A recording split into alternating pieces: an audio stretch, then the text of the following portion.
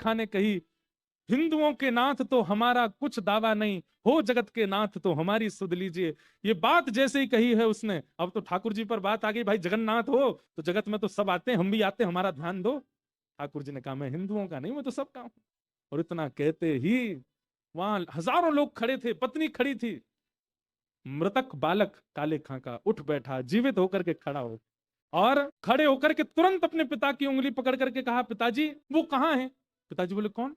एक सांवरा सा बालक मेरे साथ खेल रहा था नदी के तट पर, बहुत सुंदर था, बड़े मनोहर उसके मुखमंडल थे, बहुत अच्छे अच्छे नेत्र थे। पिताजी उसकी उसके पीले वस्त्र मुझे इतने अच्छे लग रहे थे, मैंने उससे कहा था अपनी माँ से मुझे मिलवाओ, उसने मुझे वचन दिया था कि वो अपने नंद भवन मुझे लेके जाएगा। पिताजी उसके बाद पता नहीं मुझे नींद आ गई, मैं कहाँ चला गया मुझे नहीं पता, वो बालक कहाँ है पिताजी?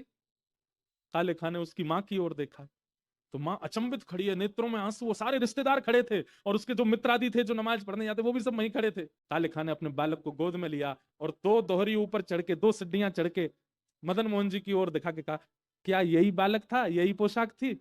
जैसे ही बालक ने मदन मोहन जी को देखा, हाँ पिताजी यही बालक था, यही पोशाक थी, यही मेरे साथ खेलने आए थे। और उस दिन काले खां ने परिवार सहित श्री मदन मोहन जी के चरणों को प्राप्त किया, सब परिवार सहित ठाकुर जी के। तब से लेके आज तक मदन मोहन जी में आरती होती है, तो आरती के बाद सब जय जयकार करते हैं। जय जयकार के बाद आज भी करौली के लोग दो वाक्य गाते हैं, क्या? कारे के बेटा को जब कारे ने खायो, क्या? कारे के बेटा को जब कारे ने खायो, तब कारे की कविता सुन बेटा जिवायो है। काले के बेटा को जब काले ने खाया, तब काले की कविता से उसके बेटे को जिवाने वाले, हे मदन मोहन लाल तुम्हारी जय हो, तुम्हारी जय हो, तुम्हारी जय हो। बोलो मदन मोहन लाल की जय।